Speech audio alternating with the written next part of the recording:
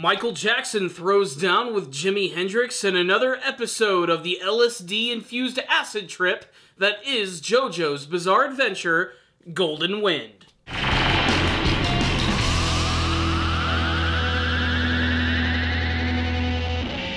Let's see, Giorno, Bruno, Abacchio, Mista, Narancha, it must be Panna Cotta's turn.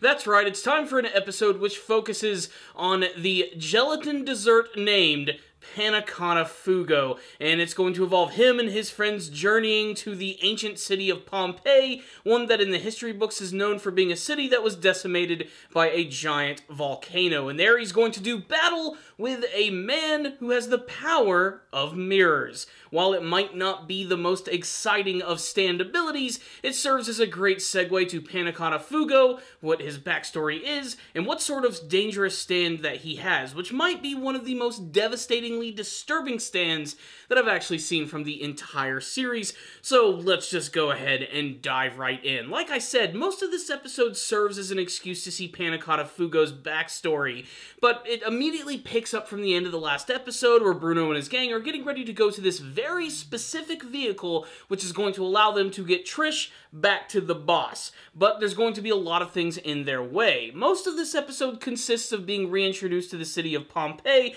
something that I remembered learning about way back in elementary school, and here it is in ridiculous anime format, and it's an excuse and a really great battleground for a stand battle. The gist of the plan is they're supposed to go to these ancient ruins where they're going to see this dog symbol on the ground, which is going to supposedly lead them to this secret vehicle, but they're immediately intercepted when they arrive in this ancient city where they all end up getting separated from another. We have Abacchio and Giorno and Panna Cotta Fugo, who ends up getting trapped in this mirror world by this assassin, whose stand is called The Man in the Mirror, which of course is a hilarious reference to Michael Jackson's song of the same name, and as the name would imply, it has the ability to live in this weird mirror world that it has complete and control over. It's kind of strange that I've been watching two anime series as of late, which actually share very similar power sets.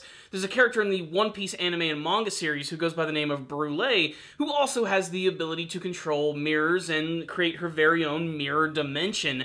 And a battle is actually going on in the current One Piece arc right now, so it's just kind of interesting to see this, and I have to admit, it does sort of deflate my hype for this, but it's immediately reinflated when we finally get to see Panna Cotta Fugo's stand, which goes by the name of Purple Haze, which they stupidly just call Purple Smoke in the subtitled version, even though you can clearly hear him say Purple Haze, a great reference to the Jimi Hendrix classic. So, what is the deal with Purple Haze? It is unlike any stand that we've ever seen before, and it's actually tied directly to Fugo's backstory and personality. So let's just go ahead and dive right into that.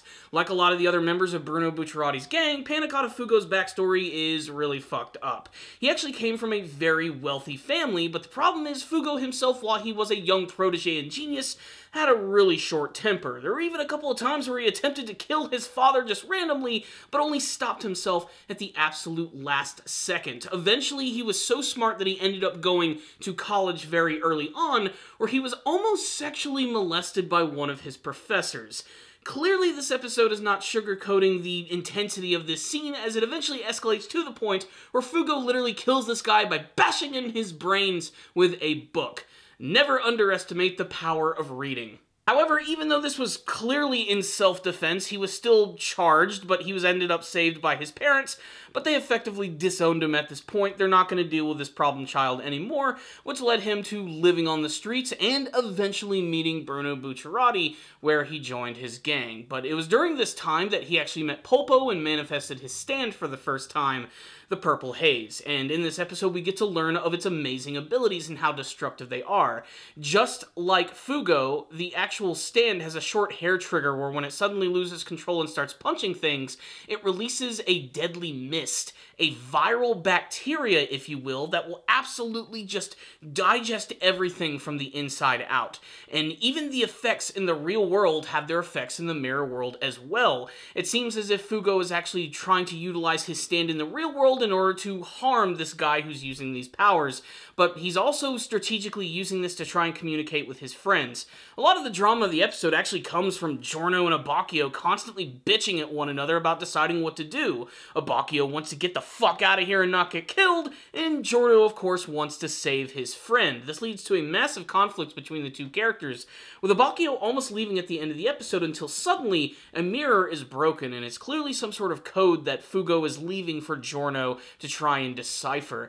Before we actually get the answer to that, the episode comes to a really epic close, and I can't wait to see how this is all going to go down and to see what sort of destructive power Purple Haze is truly capable of. So, what's the rundown on this episode of JoJo's Bizarre Adventure Golden Wind? One of my favorite things about the series, and something that I think the JoJo series has always done really well, in particular Stardust Crusaders, is whenever we go to like a brand new location, they always give us like a quick little rundown about what it is, its history, and something really important about it. It's almost educational in a sense, actually getting to go to the City of Pompeii and getting to listen to Fugo actually explain everything about it. It seems like it's just random exposition at best, but it's also another highlight of his character. Fugo's really smart. He's practically a genius, can memorize practically anything, and the exact juxtaposition to that is a stand which is very angry, very loud, very brash, and doesn't seem to be able to control itself by releasing a bacterial virus that will just kill everything. His stand in many ways is the exact opposite of him and is in sort of like a physical manifestation of all of the bad things about Fugo. And that's arguably what made this episode so damn awesome. That, and let's just get right to it. His stand, Purple Haze, has a really cool design. It's got this really great checkerboard pattern all over its body that's purple and white.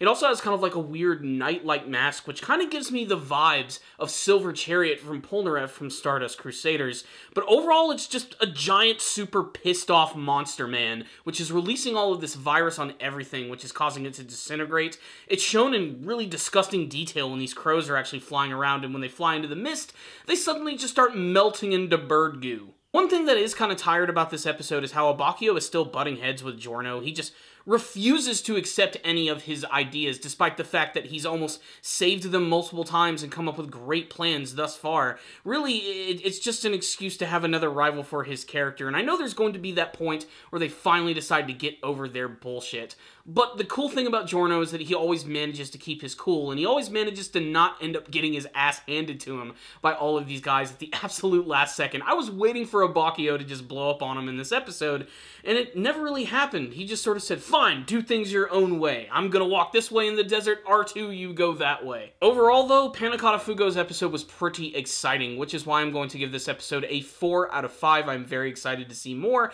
to see how this battle is going to wrap up, seeing more Purple Haze in action, and eventually getting to see this vehicle, which they are building up like crazy. Cannot wait to see what that's going to be about.